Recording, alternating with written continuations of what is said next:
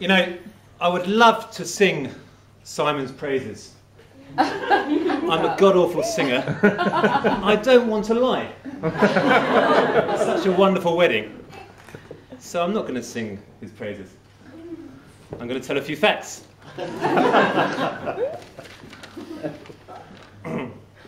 Attractive, intelligent, great sense of humour, caring, kind, dedicated, wonderful dress sense, and very appealing to the opposite sex.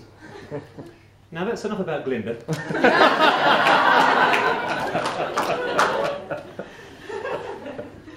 You're a very, very lucky guy. I'm not often jealous about your life.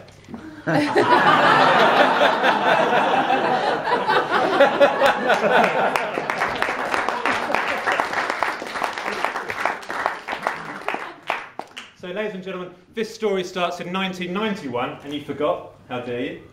September 1991, I first met Simon.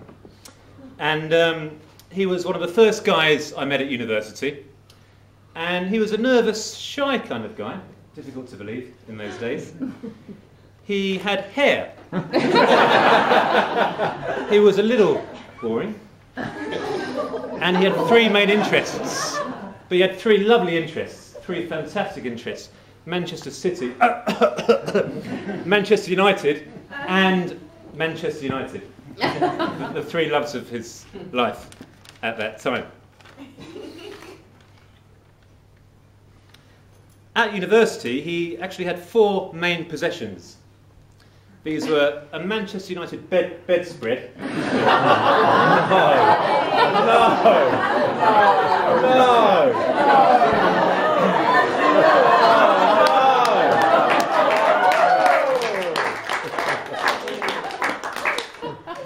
Fashionable high-tech training shoes and a fetching blue and white Adidas top. And my personal favourite, he had a, sorry, excuse me while I quote, a CD of a Rhondda Welsh Valley male voice.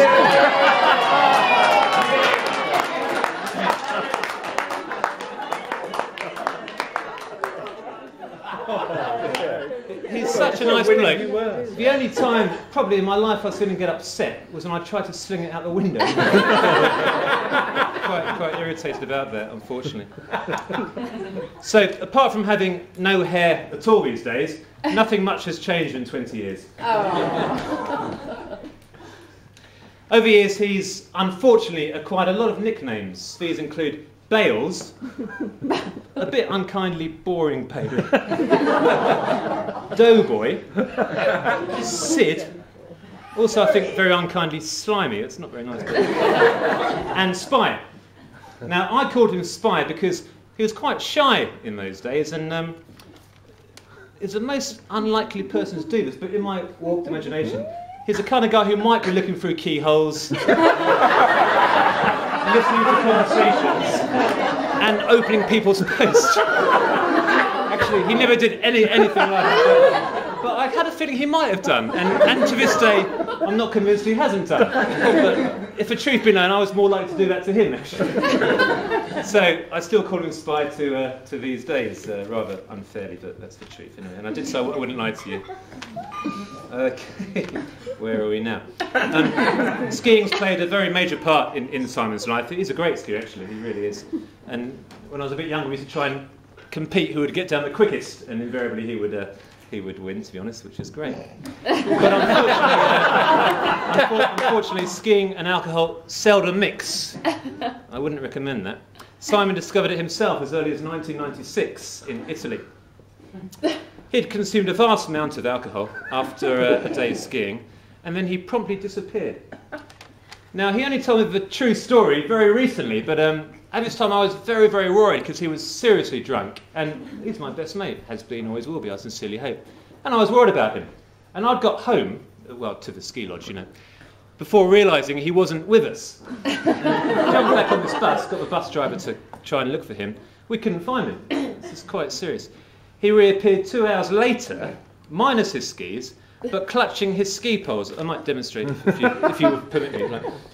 and he's using them as sort of walking poles like this, which was a bit strange at the time, isn't it? And he stumbled into a family restaurant where we were eating, about 50, 60 people, kids, a beautiful evening, and shouting out obscenities, the first time I've ever heard him swear, I think so, and accusing his friends of deserting him. On the way back, he abused a German ski party who just merrily, politely asked where his ski was. Where are his skis? And he was like, I don't want my skis, I don't want my skis, with some other colourful language. Okay, over the years, his food tastes have gone from one extreme to another.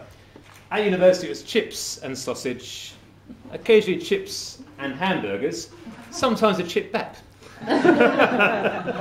Every meal. But last year in Hong Kong, he was tucking into chicken feet, duck tripe and stretched pig's ears, amongst other local delicacies. And now he'll eat many, many things, which is wonderful. Okay. Simon's been always very, very, very hard-working. He's only had 3 days off in his complete working career, which I think is amazing. Really?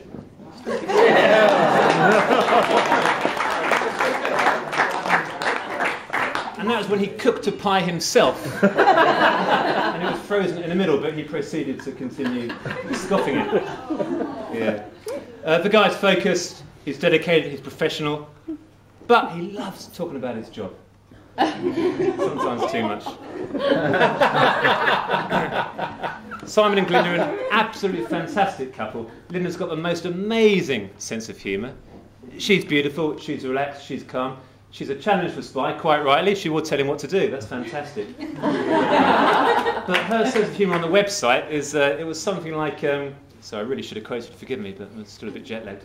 It was something like, I'm marrying Spy, it's going to be fantastic. Let's get this right, this is Glinda, not John speaking, which I thought was fantastic. That was really wonderful. I read that part on the train in Japan, when we don't usually show our feelings on a train, but I actually laughed out loud on a train in Japan. That's fantastic. Thank you, Glinda. So they're an absolutely wonderful couple. Si, without a doubt, is my best mate. In the whole world, there's no doubt about it. He's a fantastic guy. Love him to bits. Never seen him lose his temper. Seldom seen him swear, only when he lost his ski poles. And he's done too many good things. I can't even list. And occasionally I've lost a key in return, so I haven't been the best pal to him. Can't wait to continue our relationship. I hope Glyn will permit our silliness on occasion. But it's time to move on, quite rightly. So, ladies and gentlemen, please raise your glasses now.